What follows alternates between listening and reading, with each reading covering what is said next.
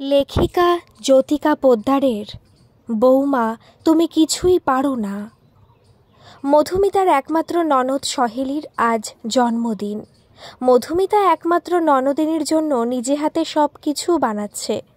বিয়ের আগে কিছুদিন কেক তৈরি শিখেছিল, সেই সঙ্গে বিভিন্ন ধরনের জিনিস বেক করা। আজ তার সেই সব শিক্ষাকে কাজে লাগিয়েছে।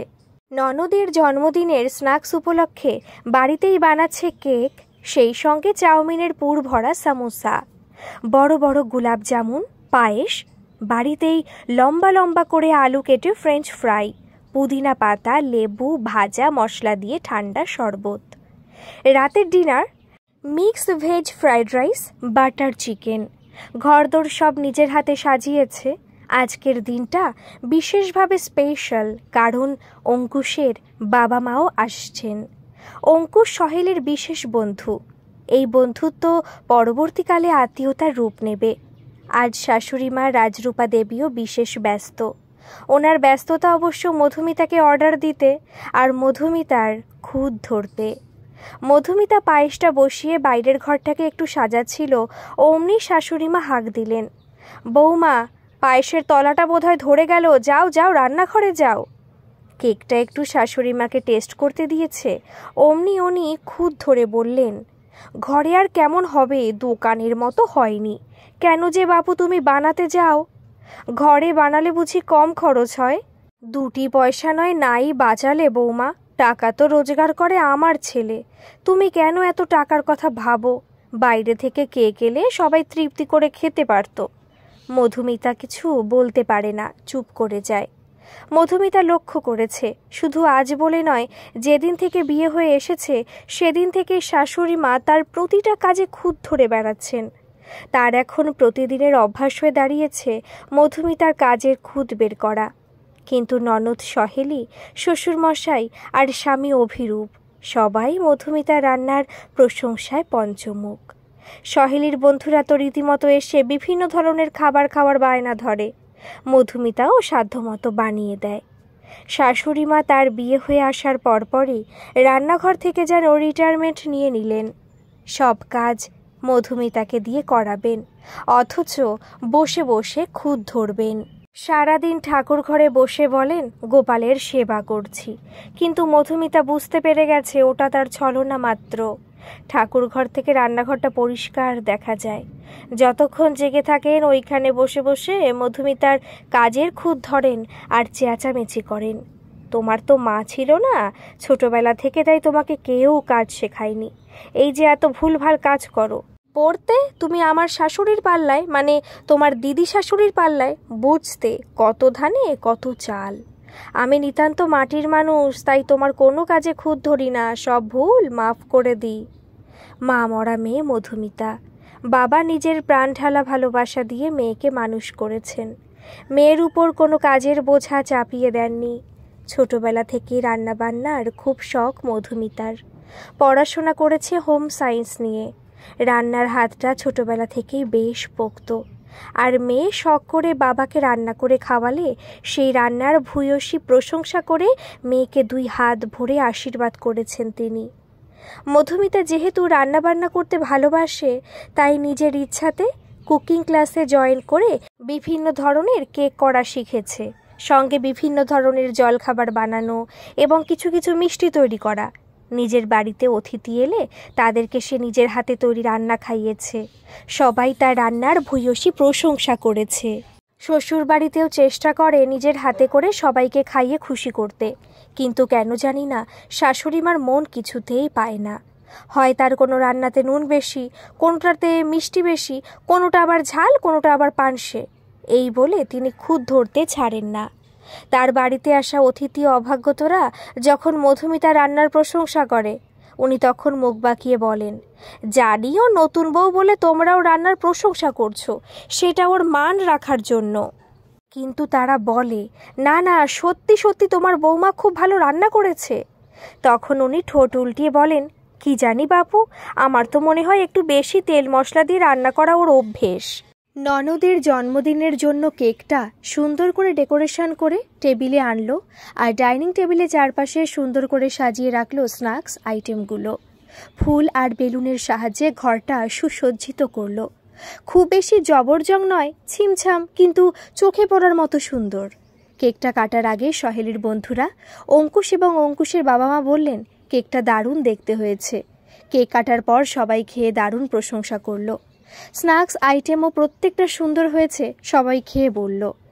অমনি শাশুড়ি মা মধুমিতার খুঁত ধরে অঙ্কুশের বাবা মাকে বললেন, আমার ইচ্ছা ছিল বড় দোকান থেকে কেক আর স্ন্যাক্সগুলো আনা, না হয় একটু পয়সা যেত, খাবার দাবারগুলো উচ্চমানের হতো। অঙ্কুশের বাবা মা সাথে সাথে বললেন, দোকানের খাবারে ঘরের আন্তরিকতা কোথায়? এই যে মধুমিতা সহেলির জন্য নিজের হাতে ওর প্রাণ ঢালা ভালোবাসা আর যত্ন দিয়ে এই খাবারগুলো বানিয়েছে, এতে সহেলির প্রতি ওর ভালোবাসারই প্রকাশ ঘটেছে। তারপর রাতে ডিনারের সবাই প্রশংসা করলো, নুন চিনি একদম পারফেক্ট। কিন্তু শাশুড়ি মা সন্ধেবেলায় টেস্ট করতে করতে বলেছিল, মাংসে নুন বেশি আর ফ্রাইড রাইসে চিনি বেশি। সবাই খাবার খেয়ে মধুমিতার ভীষণ প্রশংসা করল। রাজরূপা দেবী কেন জানি না মুখটা গম্ভীর করে বসে রইলেন।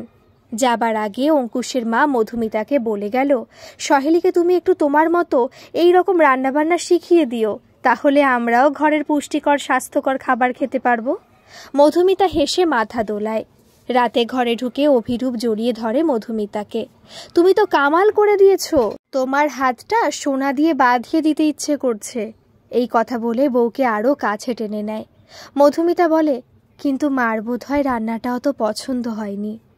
অভিরূপ তাড়াতাড়ি বলে, এটা আমার মায়ের চিরকালের দোষ, সবার সব কিছুতে খুঁত ধরা।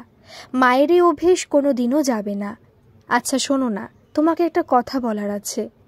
আমার বোধ হয় অফিস থেকে অন্য শহরে ট্রান্সফার হয়ে যাবে, অফিস থেকে কোয়ার্টার দেবে, আমাদের দুজনকে একা থাকতে হবে। তুমি পারবে তো সব ম্যানেজ করে নিতে? আমি কিন্তু সকালবেলাতে অফিসে চলে যাব, ফিরতে ফিরতে সন্ধ্যা হয়ে যাবে। আর তুমি তো জানোই আমাদের অফিস শহর থেকে একটু দূরে, তবে টাউনশিপ আছে, ওখানে থাকবো আমরা। বাজার হাট দোকান সব করতে তোমাকে কিন্তু একা বেরোতে হবে। তুমি পারবে তো মিতা? যতদিন সহেলির বিয়ে না হচ্ছে বাবা মাও আমাদের সঙ্গে থাকতে পারবেন না, একা একা থাকতে পারবে তো? আমার উপর রাগ করবে না তো? মধুমিতা হেসে স্বামীকে জড়িয়ে ধরে বলে, আমি সব করে নিতে পারবো, তোমার কোনো চিন্তা নেই। অভিরূপ বলে, সে বিশ্বাস তোমার উপর আমার আছে। কয়েকদিন পর সত্যি সত্যি অভিরূপের ট্রান্সফার অর্ডার বেরোয়। এতদিন শহরে হেড অফিসে ছিল, অভিরূপের বদলির খবর শুনে রাজরূপা দেবী মাথায় হাত দিয়ে বসে পড়লেন। এতদিন তিনি ছেলেকে ঘর থেকে নিজে হাতে খাইয়ে দাইয়ে অফিস পাঠিয়েছেন, এইবার এই বউ কিভাবে সামলাতে পারবে? ছেলেকে বললেন, প্রতিদিন বসে বসে ওকে সমস্ত কাজ আমার দেখিয়ে দিতে হয়, নিজে থেকে কিছু করতে পারে না, সব কাজে খুদ ভরা। সারাদিন কেক কুকিজ ওই সব ছাই ভস্য বানাবে, তুই তো ভালো মতো দুবেলা দুটি খেতে পর্যন্ত পারবি না। অভিরূপ বলে, মধুমিতা রান্নাবান্না শিখে এসেছে, ও সব সামলে নেবে, তুমি চিন্তা করো না। প্রথমে অভিরূপ যায়, শাশুড়িমা মধুমিতাকে নিয়ে পড়েন, হাজার রকম উপদেশ দেন। দিন 15 পরে অভিরূপ এসে নিয়ে যায় মধুমিতাকে। ছোট্ট 2 কামরার কোয়ার্টারে গিয়ে মধুমিতা যেন হাঁপ ছেড়ে বাঁচে। এখন আর কেউ তার রান্নার খুঁত ধরে না। শ্বশুর বাড়িতে থাকতে মধুমিতা কেমন যেন ভয়ে ভয়ে থাকত, এখন আস্তে আস্তে সহজ সরল হয়। 2 কামরা কি সুন্দর করে সাজিয়ে রাখে, চারিদিকে পরিপাটির চিহ্ন, রান্নাঘরটাকে খুব সুন্দর করে সাজায়। কিন্তু এখানে এসে একটা অসুবিধা, বন্ধু বান্ধব তেমন হয়নি। ওখানে তবু শাশুড়িমার বকবকানি ছিল, শ্বশুর মশাইয়ের বারে বারে চা খাবার আবদার ছিল, ননদ সহেলির বন্ধুরা মাঝে মাঝে এসে এটা সেটা খাবার বায়না করত। কখনো কখনো নিজের বাবার সঙ্গে দেখা করতে যেত, ওখানে গিয়ে বাবাকে নিজের হাতে রান্না করে খাইয়ে আসতো। এখানে এসে সেটা হচ্ছে না, তাই মাঝে মাঝে মনটা একটু খারাপ লাগে।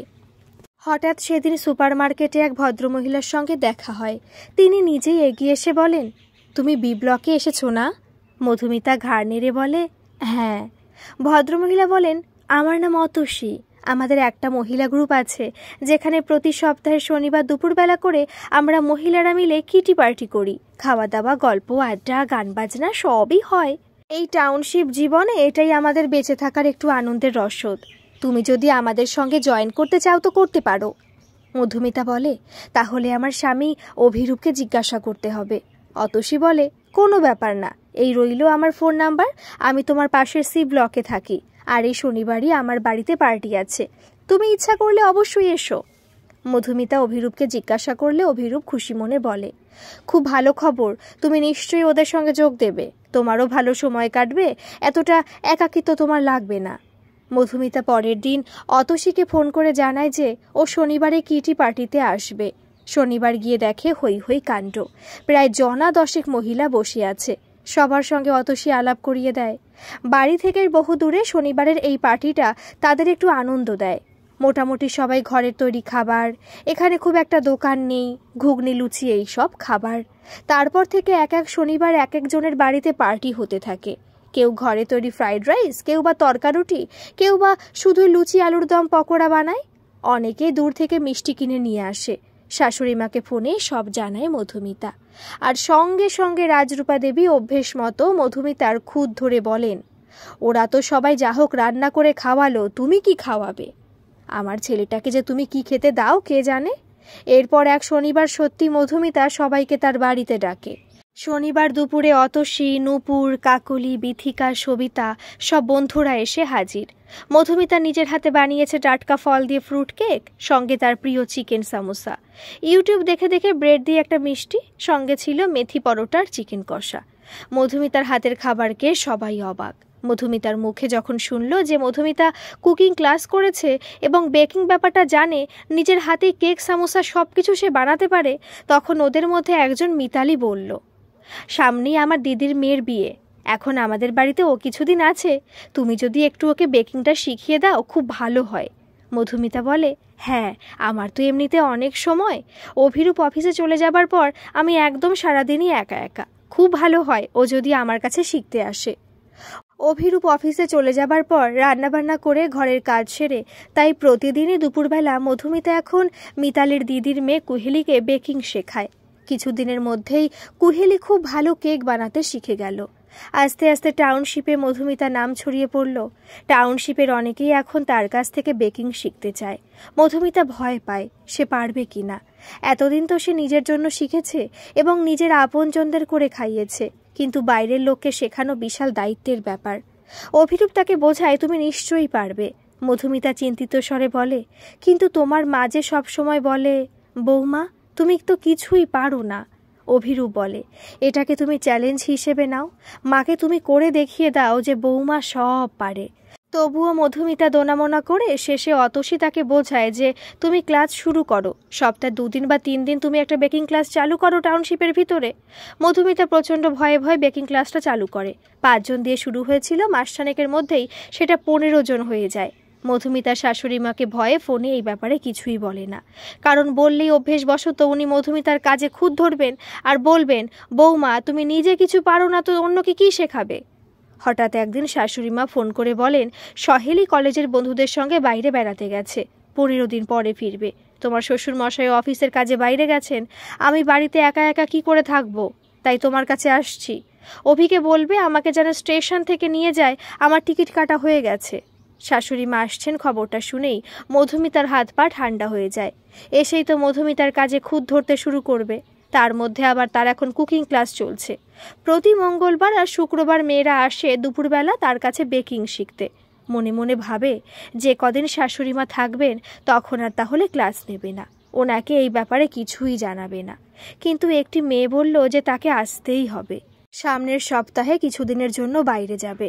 অগত্যা মধুমিতার কি করে, ক্লাস বন্ধ করতে পারল না। শাশুড়িমা যেদিন এলেন, মধুমিতা ভয়ে ভয়ে ঘরদোর সকালবেলা থেকে উঠে গুছিয়ে রাখলো। শাশুড়ির মনের মতো সব খাবার দাবার বানিয়ে রাখলো। শাশুড়িমা এসে আগে ঘরদোর সব ঘুরে দেখলেন। রান্নাঘরে ঢুকেও কোনো খুঁত ধরতে পারলেন না।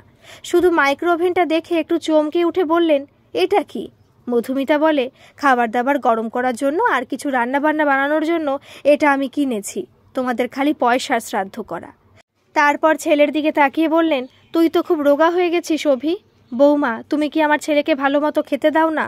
অভি তাড়াতাড়ি বলে, কোথায় রোগা হয়েছি মা, আমার তো উল্টে 5 কেজি ওজন বেড়ে গেছে। দুপুরে খাবার সময় এটা ওটা নিয়ে একটু খুঁত ধরলেন। তোমাদের এখানে লাউটা ভালো না, মাছগুলো যেন কেমন স্বাদের। এই মাছকে আগে থেকে নুন আর লেবু মাখিয়ে রেখে দেবে, তারপর ভাজবে, কোনো গন্ধ থাকবে না। মধুমিতা বলে, তাই করি মা। ও তাহলে আর কি বলবো। দুপুরে লাঞ্চ করে অভিরূপ অফিসে বেরিয়ে গেলে মধুমিতার শাশুড়ি মাকে বলে, আপনি একটু ঘুমিয়ে নিন মা। না না, নতুন জায়গায় আমার ঘুম আসে না, তার চেয়ে বরং টিভিটা চালিয়ে দাও, আমি সেটা দেখি। 3টে যেই বাজলো সঙ্গে সঙ্গে কলিং বেলের আওয়াজ। এখন কে এলো বৌমা? মধুমিতা চুপচাপ গিয়ে দরজা খুলে দিল। 5টা মেয়ে ক্লাস করতে ঢুকলো। এরা কারা বৌমা? মধুমিতা আস্তে আস্তে বলে, মা, আমার কাছে বেকিং ক্লাস করতে এসেছে। শাশুড়ি মা আতকে উঠে বললেন, ও, এখনো তোমার কেক তৈরির ভূত মাথা থেকে নামেনি? যেই জিনিসগুলো দোকানে পাওয়া যায় আর খেতে দুর্দান্ত হয়, কেন যে তুমি ঘরে সেগুলোকে ভুলভাল অখাদ্য বানাও? তার থেকে ঘর সংসারের কাজে মন দাও, রান্নাবান্না আরও ভালো করার চেষ্টা করো। তারপর মধুমিতা যখন ময়দা এবং অন্যান্য সামগ্রী নিয়ে ওদেরকে শেখাতে শুরু করলো, শাশুড়িমা সঙ্গে সঙ্গে মধুমিতাকে বলল, বৌমা, তোমার আর কোনোদিনও আক্কেল হবে না। ঘরের খেয়ে বনের মোষ তাড়ানোর কি দরকার? আমার অভি কত কষ্ট করে রোজগার করে, আর তুমি কিনা সেই পয়সা বেকার এদের পেছনে নষ্ট করছো? তোমার কবে বুদ্ধি হবে বৌমা? সত্যি কি দেখে যে তোমার শ্বশুরমশাই তোমাকে পছন্দ করেছিল? এখনো তুমি কিছুই পারো না দেখছি। মধুমিতার ছাত্রীরা অবাক চোখে তার শাশুড়ি মার দিকে তাকিয়ে থাকে। এতদিন চুপচাপ থাকা মধুমিতা আজ হঠাৎ মুখ খোলে, বলে, মা, আমার সব ব্যাপারে খুদ ধরা আপনার অভ্যেস হয়ে গেছে দেখছি। যখন বিয়ের পর আপনার বাড়িতে এলাম, ভালোবেসে যাই রান্না করেছি ওতে নুন কম, তাতে মিষ্টি বেশি, ওটা ঝাল, এটা পানসে বলে খুদ ধরেছেন। ঘরদোর নিজের মতো করে সাজাতে চাইলে তাতে খুদ ধরেছেন। এমনকি সহেলির জন্মদিনে ভালোবেসে যখন আমি খাবারগুলো বানিয়েছিলাম, সবার সামনে আপনি বলেছিলেন দোকান থেকে আনা খাবার আমার করা খাবার চেয়ে ভালো হতো। কেন মা, সবসময় কেন আমার খুদ ধরা আপনার অভ্যেস? আমি কিছুই পারি না এই কথাটা আপনি আমাকে কতবার শুনিয়েছেন বলুন তো? তাহলে আজ আমি আপনাকে বলছি, শুনুন। এখানে এসে আমি আমার নিজের পরিচয় বুঝতে পেরেছি, নিজের গুণগুলোকে চিনতে পেরেছি। যেদিন আমি আমার হাতে তৈরি কেক এবং অন্যান্য খাবার এদের খাইয়েছিলাম, ওরা এতটাই খুশি হয়েছিল যে ওরা আমাকে বুদ্ধি দিয়েছিল যে আমি যেন একটা বেকিং ক্লাস খুলি। সত্যি বলতে কি, বেকিং ক্লাসটা খোলার আগে আমার খুব ভয় লেগেছিল, যদি সত্যি বাজে হয় আর সবাই যদি আপনার মতো আমার খুদ ধরে। কিন্তু অভিরূপ আমাকে সাহস দিয়েছে। তারপরে আস্তে আস্তে আমি বেকিং ক্লাসটা শুরু করি। রীতিমতো ওরা আমাকে মাইনে দেয় আমার থেকে বেকিংগুলো শেখার জন্য। এখনই আপনি বলছিলেন না আটা, ময়দা, চকলেট, মাখন এগুলোর কথা? বলছিলেন যে এগুলো কিনে আমি অভিরূপের পয়সা আমি নষ্ট করছি। একদম কিন্তু নয়। ছাত্রীরা আমাকে প্রতি মাসের শেষে যা মাইনে দেয় আমি তাই দিয়ে এগুলো কিনি। আর এই যে মাইক্রো ওভেনটা দেখছেন, এটাও কিন্তু আমার নিজের রোজগারে কেনা। তাহলে এবার আপনিই বিচার করুন আমি কিছু পারি কি পারি না। জানেন তো, ভগবান যা করে মঙ্গলের জন্য করেন। আমি যদি অভিরূপের সঙ্গে না এসে আপনার ওখানে থাকতাম, তাহলে চিরকাল আমাকে শুনতে হতো আমি কিছুই করতে পারি না। প্রতিটা ক্ষণে আপনি আমার খুদ ধরতেন। দিন দিন হয়তো আমি ডিপ্রেশনে চলে যেতাম, কিন্তু এখানে এসে এদের সাহায্যে আমি আমার গুণগুলোর যথাযথ প্রকাশ করতে পেরেছি। এখন আমি নিজেকেই সবসময় বলি আমি ইচ্ছা করলে সব পারি। তারপর মেয়েদের দিকে তাকিয়ে মধুমিতা বলল, চলো এবার আমাদের ক্লাস শুরু করি। শাশুড়িমা নিরুত্তর হয়ে মধুমিতার দিকে অবাক দৃষ্টিতে তাকিয়ে রইলেন। গল্পটি যদি ভালো লাগে প্লিজ একটা সাবস্ক্রাইব করে দেবেন, আর গল্পটি কেমন লাগলো অবশ্যই একটা কমেন্ট করে জানাবেন। ধন্যবাদ।